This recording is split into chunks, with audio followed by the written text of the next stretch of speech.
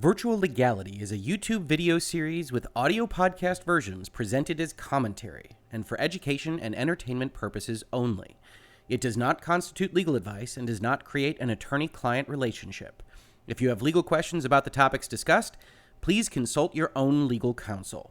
Honestly, you don't want to be taking generic legal advice from a YouTube channel or podcast in any event. On with the show.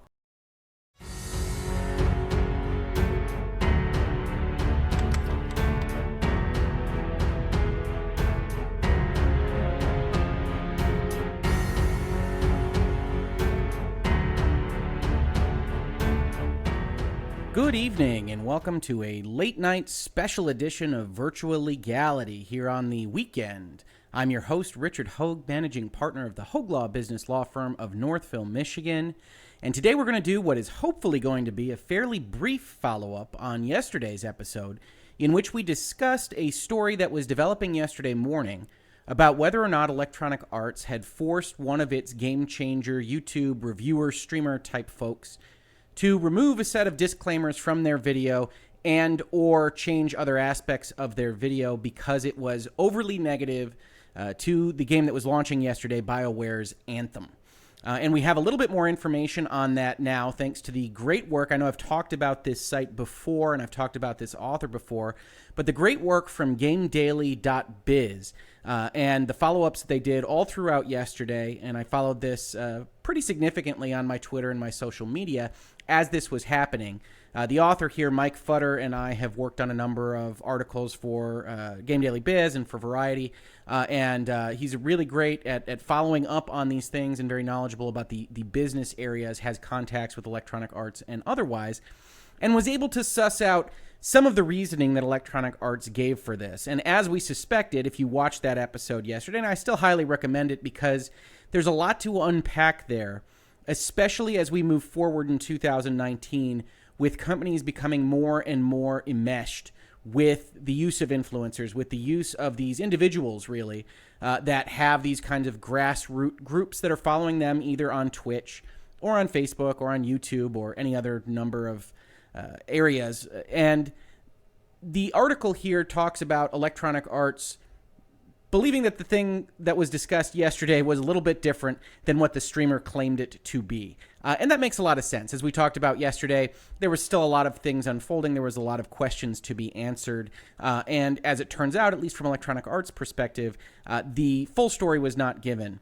And I think it's an interesting one, at least what they're claiming. And I want to talk about it just a little bit, and I want to talk about what it means in respect of the video that actually went up, as well as the FTC endorsement guides, which we have discussed on the last episode and on the episode regarding Apex Legends, both Electronic Arts products. So let's talk about this article and the update. It says, EA, YouTube creators' Anthem video removed for disclosure failure, not content. Now, if you remember from yesterday's video, that was the claim that their community manager made, that there was something wrong with the disclosure that the streamer had made, and that's why it was taken off. However, if you also followed that video yesterday, you know that the result was that the streamer YouTuber wound up stripping the Game Changers disclosures and now currently has a video up which talks about nothing from Electronic Arts sponsorship. It doesn't talk about anything being promoted, anything sponsored, anything paid for. It doesn't talk about him being involved in the Game Changers.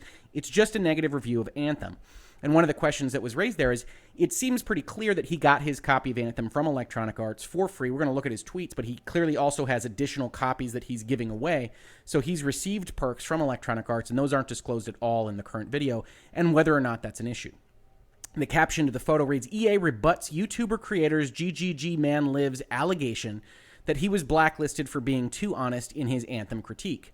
And again, we talked about this yesterday, but I don't think there was ever a real concern that he was blacklisted. I don't think most companies in the modern day and age are foolish enough to have a formal blacklist or anything like that. They might have some documents of people they don't like, or at least people that they're going to give access to last. And if they run out of copies or codes, hey, well, you didn't get a copy or code because you don't treat us fairly or you don't give us constructive or honest criticism. But outside of that, I think there's still a story here. So here's the update. EA has shared additional information with Game Daily related to the GGGManLives Anthem video and the allegations that EA had it removed for negative content. EA runs two separate programs for influencer and content creator videos, Game Changers is the unpaid program that will cover expenses to EA events. But as we know from the Apex Legends launch, EA also does directly sponsor influencers to generate content. And we saw this yesterday on the page of the Game Changers site, that there is this bifurcation of what they do. There are these two separate areas that they have. Essentially, we're actually going to pay you money, or we're actually going to give you perks. We're going to give you codes, things of that nature. And the Game Changers program is supposed to be for the perks. You get to go on trips, you get to go to events, you get to help with the design, you get codes, you get access to previews. That's that exclusive access that we talked about yesterday. The second paragraph of this article goes on and says there are two separate watermarks that are used in these instances. For Game Changers, the watermark says, presented by Game Changers. That's the watermark GGGManLives used in the past and told Game Daily was present on his original video before it was re-uploaded. The other watermark, used when there's a sponsored content agreement and money changes hands, is sponsored by EA. All checks out so far. Those are the two different programs that they run under kind of the Game Changers initiative. It's sponsorship and it's Game Changers programs. The third paragraph. EA has confirmed to Game Daily that it specifically requested that GGGManLives replace the presented by Game Changers watermark on the video with the one that reflects sponsorship, because that was the relationship for this content. He previously published another video from an event EA hosted in Tokyo with the Game Changers watermark that he says met EA's approval. I'm not sure what that last sentence actually changes. There are certainly instances where this particular streamer and YouTuber has presented by Game Changers watermarks on their videos, including a video that was just a week or two ago on the preview copy that he received for Anthem that says presented by Game Changers, and he talked about the Anthem game because he got that access, because he got that early code and was part of the Game Changers program in respect of Anthem. The next paragraph of the article. In a conversation on Twitter via direct message, GGGManLives confirmed to me, the author, that he did receive compensation for this video, but claims it was under the Game Changers program, which EA told Game Daily in a comment earlier does not support review videos. As stated in the original story below, EA does not typically pay Game Changers more than a small stipend for incidentals when flying them out to events. GGGManLives has also tempered his assertion that EA has definitely blacklisted him with, I assume that relationship is severed now, he told me, which all makes sense. But getting back to what they are actually saying here, Electronic Arts' position is that they paid this person for this review and that he should have actually had a heightened disclosure requirement rather than just saying presented by Game Changers. He should have said sponsored by EA. The issue that I have with this, looking at this, and the fact that still doesn't ring entirely true to me, although this story makes sense in hindsight, is that the video that currently is up and that you can check out, I'll link to this just like I linked to it in yesterday's video, doesn't have any disclaimers at all. It's a 12-minute video. It doesn't talk about being sponsored. It doesn't talk about being paid for, about being an ad, about his receiving a copy of Anthem or other copies of Anthem to give away, the fact that he's had access to Anthem for more and more exact access than other people would have been able to have due to the Game Changers program. It doesn't talk about any of that. It looks, for all the world that doesn't know this history, that doesn't know this streamer, if they just find it in the YouTube algorithm, it looks for all the world like it's just an independent person that bought Anthem and didn't like it. Now, I do think, practically speaking, if you're going to be that negative about a product, there probably isn't the practical risk that the FTC and the advertising laws are worried about someone confusing the nature of the article for being something that was paid for by the Electronic Arts of the world. But the question still remains, if he received money for it, if he had signed a contract and it was supposed to say sponsored by EA, why doesn't this new video say that? And the answer might well be, after all of this brouhaha yesterday morning, the contract was effectually terminated and he didn't get paid for it, and so there doesn't need to be that disclosure. However, I do think there is still that question. You still see him on Twitter. We're going to look at his tweets in just a second, giving away copies of Anthem. You still see he had this close relationship with Electronic Arts. And the rules, the regulations of the FTC and the advertising and sponsorship rules aren't that aren't that clean. They don't say, hey, if you're going to make a negative review, you don't need to disclose it, because nobody's going to be harmed necessarily by the fact that they don't know that you got a copy from the publisher or from the manufacturer. That's really not a delineation. That's not a difference that the rules make, because that's a hard one to make, especially if you think about reviews that are potentially tepid or kind of wishy-washy as to whether or not it's good or bad. Does that need exposure? Does that need to have something disclosed about the advertising relationship? So instead, the FTC rules just really don't get into it. They say, hey, if you received a copy, if you received perks, you got to disclose something. And right now, no disclosure lives on there. Finishing up the update to the article, in his re-uploaded video and in his tweet predating the upload, GGGManLives is confident EA blacklisted him. I had to re-edit my original review for Anthem because it was deemed too negative. And I guess on top of that, I've been added to the long list of blacklisted YouTubers. That was his comments before all this happened.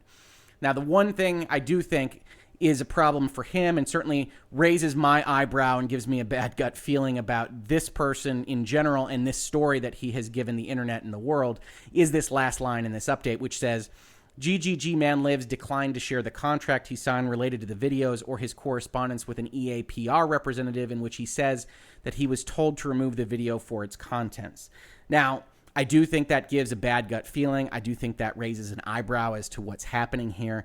I will say, however, that certainly that contract very likely had confidentiality requirements, including requirements related to the terms of the contract. That would certainly be normal for the kinds of agreements that I draft in these situations, especially when you're talking about codes and licenses, and especially when you're making statements on behalf of another. There would be a lot of language in the contract regarding what you can and what you can't say about the relationship. So it's possible that in an overabundance of caution, he simply doesn't want to share these communications, or was told by Electronic Arts or reminded by Electronic Arts of his confidentiality obligations and doesn't want to overstep those, because as we've talked about on any number of videos in Virtual Legality and Help Us Out Hoeg or otherwise, you don't want to mess with large corporations that can afford to really mess up your life, even if you might well be on the right side of the contract language or the law, because there's a lot of things that can be done in a litigation context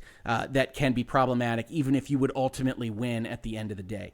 And so it's possible that he's looking at a confidentiality provision and just says, hey, I don't want to deal with Electronic Arts. I don't want to make them mad at this point. But certainly on the other side of the spectrum, one does look at a line like that and say, well, I'm not sure it's terribly likely that the correspondence with the PR representative was covered by that confidentiality. And it sounds very, very much likely to me that Electronic Arts wouldn't be silly enough to say, hey, that's too negative, take it down. They probably would have used other language. And so the correspondence specifically doesn't back up the full breadth of what he was saying on the internet yesterday, which doesn't surprise me at all. There's no blacklist. I'm sure they didn't say they blacklisted him or anything like that. But there are certainly ways to apply subtle pressure and to otherwise get the lawyers involved in a manner that can subtly or not so subtly imply that you could be in trouble if you do one or another thing. So I think at the end of the day, I think this is a story that at least holds water for what Electronic Arts is saying. I will tell you personally, I still have a little bit of a gut feeling that something smells fishy here, if only because this final story that was released really close to the end of the day yesterday for Electronic Arts is a story that makes Electronic Arts basically look good. They had a situation where if everything is as they say it to be, they told this person they needed to disclose more. Hey, if you're going to make this negative review, you actually have to tell people that we paid for it. You have to give more information. And there's really no reason that I can come up with, and I'd be happy for you to add it to the dialogue in my comments or conversation or otherwise if you have some ideas that I don't have about why GGGManLives wouldn't be willing to do that extra disclaimer, especially if he's getting paid for it. And I also don't understand why yesterday Electronic Arts wouldn't have made that clarifying remark without Mike Futter and GamedailyBiz having to dive deep and get these comments from Electronic Arts over the course of the entire day if it's a story that makes them look so good. Whenever I see that, we talked about that in the video yesterday, I think, okay, there's a little bit more going on here. I'm not a conspiracy theorist. I don't think there's cabals of smoky rooms and people exchanging money and creating big time problems. But I do think the story isn't 100% as we're seeing it here because it just doesn't make that much sense to me. And if it's a simple miscommunication, it seems like a hard one to have, that you need to have this say sponsored. You're not going to have it say sponsored and then it goes up. And it still doesn't make sense to me how the solution to this particular problem, if this is exactly as Electronic Arts says it was, is to have a video go up with absolutely no disclaimer whatsoever. If Electronic Arts required a disclaimer and now it doesn't have a disclaimer, what changed? And if something did change, that should have been a part of this story. If there was a contract and it was terminated as part of this issue, Electronic Arts knows full well that terminating a contract, terminating a sponsored arrangement with someone is going to have a negative look for them, is going to look at least somewhat like, if you say negative things about our video game, we're going to terminate the sponsorship we have with you. And if so, that's what happened behind the scenes.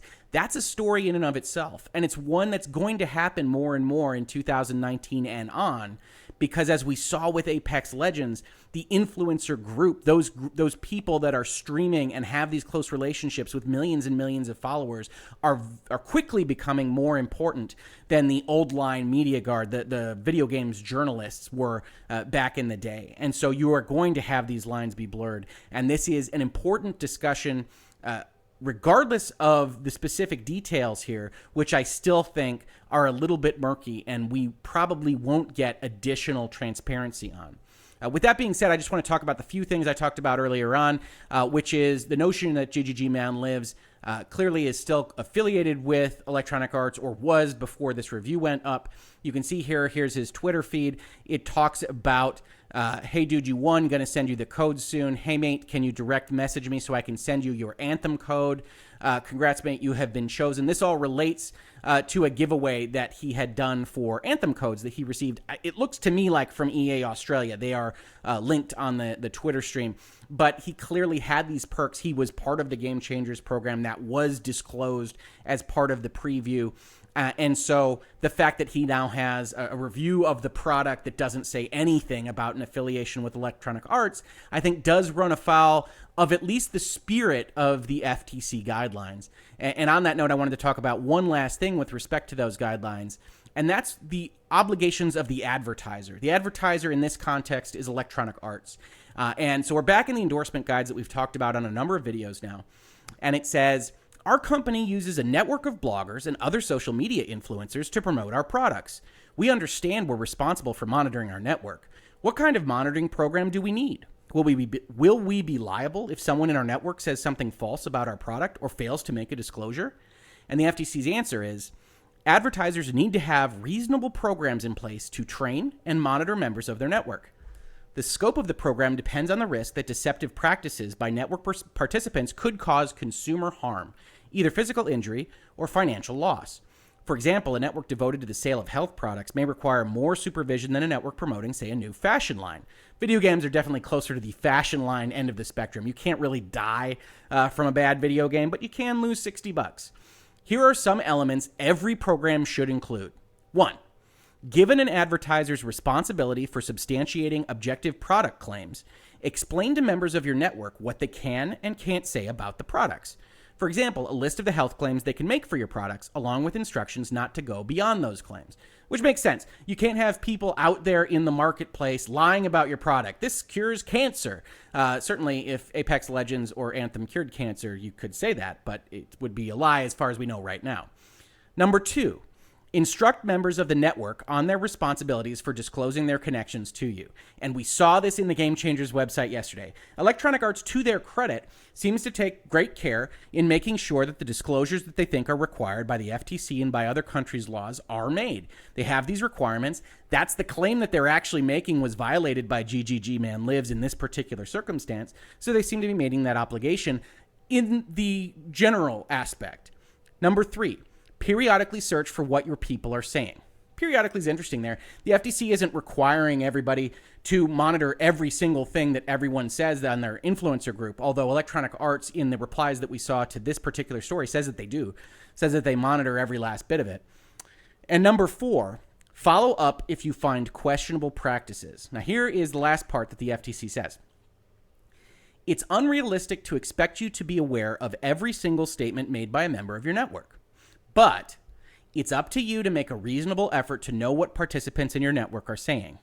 That said, it's unlikely that the activity of a rogue blogger would be the basis of a law enforcement action if your company has a reasonable training, monitoring, and compliance program in place. So all said, this is a pretty fair set of rules for the Electronic Arts of the world.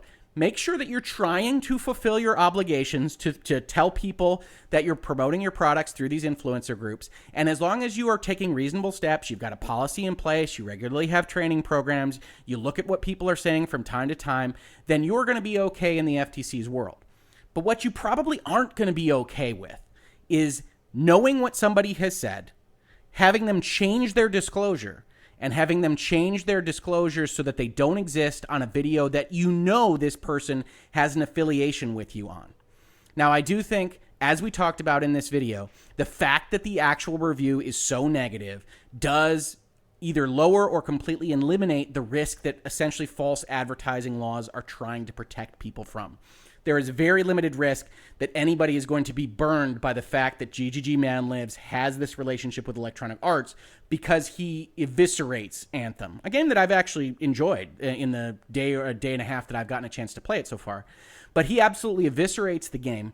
And so what false advertising laws are trying to protect, why you have to disclose that something is an advertisement or that it was promoted or that you got a copy of it is, there is believed to be a bias, and rightfully so, for people that have commercial interest in the success of the people that are either giving them perks or giving them money.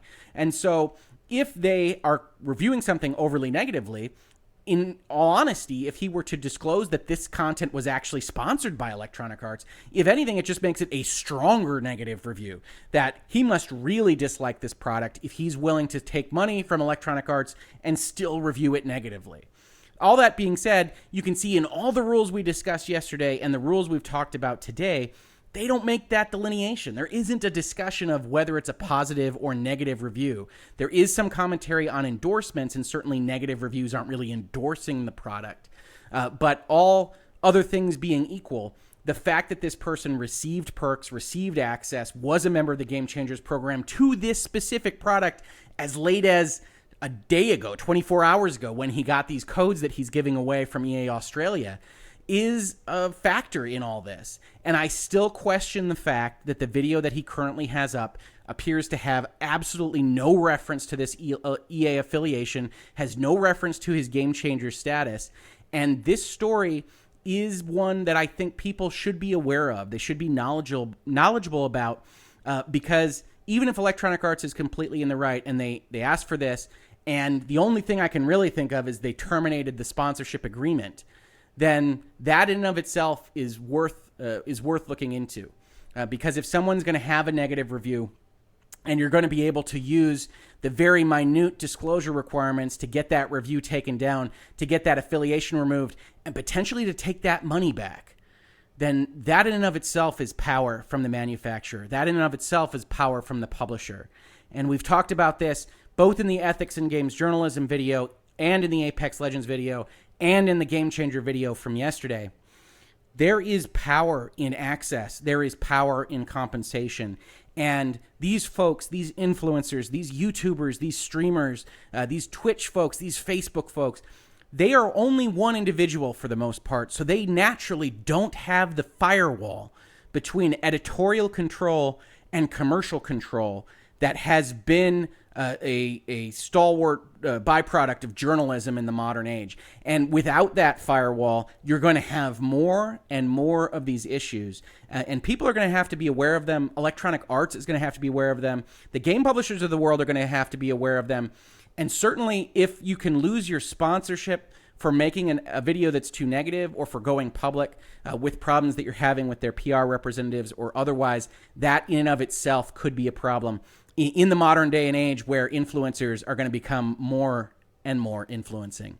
And that's really all I wanted to say about that tonight. I do think it's an interesting update. I'm very thankful for GamedailyBiz and Mike Futter for looking into this issue. I think it's an important one, and I certainly think there's more being said here. There's more things happening here than either GGGManLives has originally said or has said so far, and really that Electronic Arts has said so far, because it simply doesn't make sense to me why a video would exist without the disclosure at all. So if you like this video, please do like, please subscribe. Again, this is a follow-up to a video from yesterday, so please do check that out as well. I do these videos a lot. I talk about a lot of video games. I talk about a lot of information technology and software and business and law and other things that catch my eye, including sports. I did a sports video earlier this week that looked into the shoe contracts between universities and the teams and how players can be affected by those after Zion Williamson got injured. Please do check those out. And as I've said on my other videos this week, and I intend to say at the end of these videos in the future, the best engagement I get on these videos is when you share them around the communities that you're involved with that I simply can't get to because I'm doing other things, whether that's law or spending time with my family or otherwise. So if you have a community that you think this would make sense to check out, please do share it there, whether it's a Reset Era or NeoGAF or another message board or a forum or Reddit or Tumblr or wherever. Please do share it. I love getting that engagement. I love bringing new people in, and I love having these conversations. If you disagree with me, if you have anything else you add, please do comment. I'm always interested in hearing from you. So thanks again for watching or listening if you're listening on a podcast, and I will catch you on the next Virtual Legality.